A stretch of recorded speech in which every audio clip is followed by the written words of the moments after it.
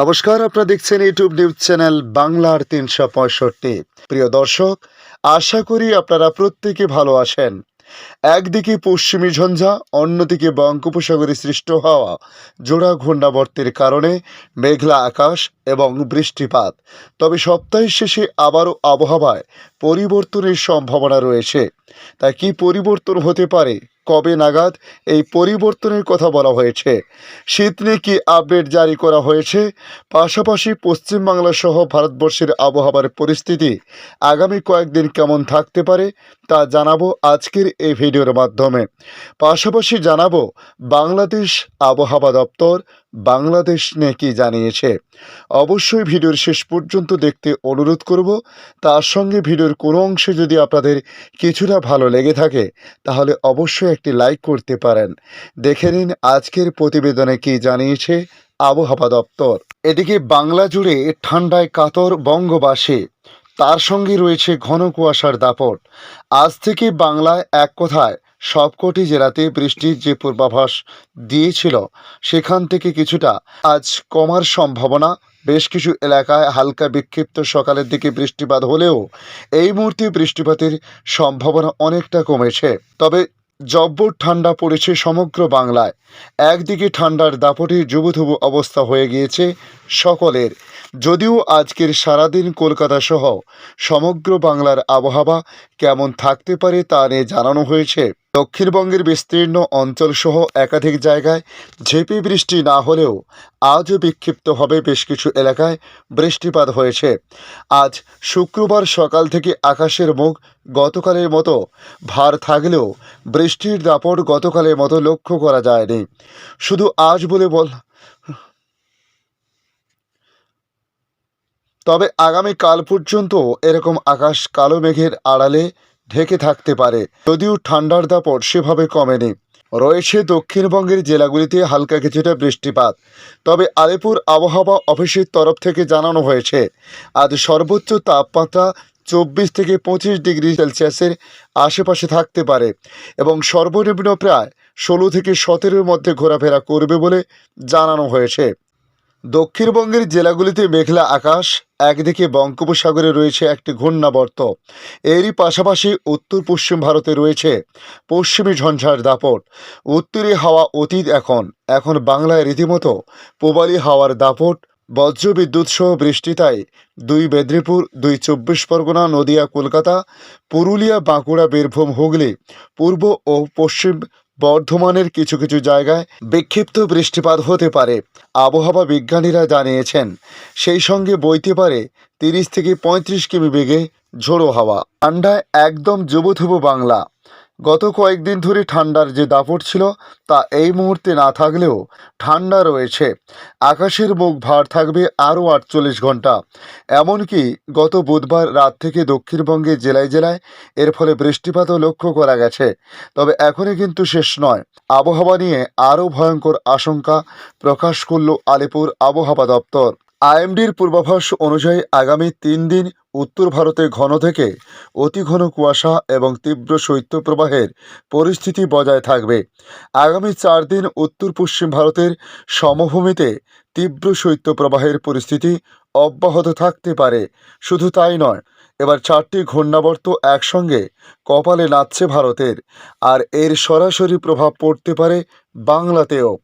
ঠান্ডা আবহাওয়া, ঝোড়ো হাওয়া, বজ্রবিদ্যুৎ সহ বৃষ্টি সবই হবে দক্ষিণবঙ্গে বলে পূর্বাভাস জারি করেছে আইএমডির বিজ্ঞানীরা। আগামী কয়েকদিন বাংলায় হালকা থেকে মাঝারি বৃষ্টিপাতের সম্ভাবনা রয়েছে।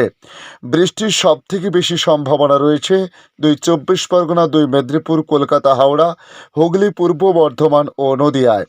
ইতিমধ্যে বেশ কিছু জায়গায় বৃষ্টি অবধি হচ্ছে। তবে দক্ষিণবঙ্গের পাশাপাশি উত্তরবঙ্গেও হু হু করে নামছে পারদ। তুষারপাত, শিলাবৃষ্টির আশঙ্কা রয়েছে জায়গায় জায়গায়। যদিও এবার 4টি ঘূর্ণাবর্ত চোখ রাঙাচ্ছে দেশ জুড়ে। হাওয়া অফিস জানাচ্ছে বর্তমানে উত্তরপ্রদেশ এবং তার পার্শ্ববর্তী এলাকায় 1.5 কিলোমিটার থেকে 3.1 কিলোমিটার পর্যন্ত ঘূর্ণাবর্ত বিস্তৃত রয়েছে। একদিকে উত্তর পশ্চিম রাজস্থান এবং তার পার্শ্ববর্তী এলাকাতে বিস্তৃত রয়েছে সাইক্লোনিক সার্কুলেশন। এছাড়া বাংলাদেশের উপর সাইক্লোনিক সার্কুলেশন বা ঘূর্ণাবর্ত সমতল থেকে 3.1 কিলোমিটার উপর পর্যন্ত বিস্তৃত রয়েছে। এমনকি মলদ্বীপের কাছাকাছিও তৈরি হয়েছে আরও একটি সাইক্লোনিক সার্কুলেশন, যে কারণে আমূল বদলে যাবে বাংলা সহ গোটা ভারতের আবহাওয়া। এই ঘূর্ণাবর্তের পাশাপাশি ব্যাপক হাওয়া চলবে সর্বত্রে। আবহাওয়া বিজ্ঞানীরা জানিয়েছেন 140 থেকে 160 প্রতি ঘন্টা গতিতে সমুদ্রতল থেকে 12.5 কিমি উপর দিয়ে উত্তর ভারতের সমতলের উপর দিয়ে এই শীতল হাওয়া বয়ে যেতে পারে। এদিকে আগামী 24 ঘন্টায় কলকাতা শহরের তাপমাত্রা থাকতে পারে 16 থেকে 20 ডিগ্রি সেলসিয়াসের মধ্যে বলে বলা হয়েছে। এখন দেখে নেব বাংলাদেশ আবহাওয়া দপ্তর তাদের সর্বশেষ আপডেটে কি জানিয়েছে। 10 ডিগ্রির নিচে রয়েছে পঞ্চগড়ের তাপমাত্রা। অব্যাহত রয়েছে মৃদু শৈত্যপ্রবাহ। তবে দিন ও রাতের তাপমাত্রা সামান্য বাড়লেও বেড়েছে ঘন কুয়াশা আর হিমশীতল বাতাস। এতে কনকনে শীতের দুর্ভোগ আরও বেড়েছে।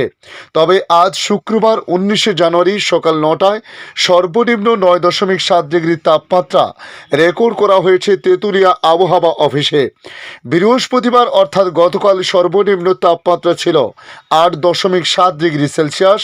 সর্বোচ্চ তাপমাত্রা রেকর্ড করা হয়েছে 22.2 ডিগ্রি সেলসিয়াস। এদিকে 2 সপ্তাহ ধরে ঠিকমতো সূর্যের দেখা মিলছে না।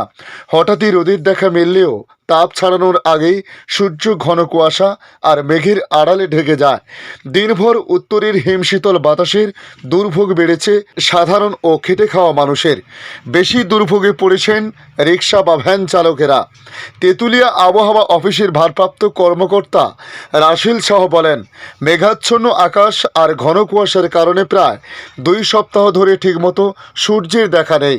তবে আজ সর্বনিম্ন 9.7 ডিগ্রি তাপমাত্রা রেকর্ড করা হয়। আজ ঢাকায় সর্বনিম্ন তাপমাত্রা 15 ডিগ্রি সেলসিয়াস। অস্থায়ীভাবে আংশিক মেঘলা আকাশ সহ সারা দেশের আবহাওয়া প্রধানত শুষ্ক থাকতে পারে। তবে মধ্যরাত থেকে সকাল পর্যন্ত নদী অববাহিকায় মাঝারি থেকে ঘন কুয়াশা পড়তে পারে। অন্যত্রে হালকা থেকে মাঝারি ধরনের কুয়াশা পড়তে পারে। ঘন কুয়াশার কারণে মধ্যরাত থেকে দুপুর পর্যন্ত বিমান চলাচল, অভ্যন্তরীণ নৌ পরিবহন এবং সড়ক যোগাযোগে সাময়িকভাবে বিঘ্ন ঘটতে পারে বলে জানানো হয়েছে। তবে সারা দেশে রাতের তাপমাত্রা 1 থেকে 2 ডিগ্রি সেলসিয়াস কমতে পারে এবং দিনের তাপমাত্রা 1 থেকে 2 ডিগ্রি সেলসিয়াস বাড়তে পারে। দেশের উত্তর পশ্চিমাঞ্চলে কোথাও কোথাও দিনের ঠান্ডা পরিস্থিতি বিরাজ করতে পারে বলে জানানো হয়েছে। আজকের আপডেট এই পর্যন্ত।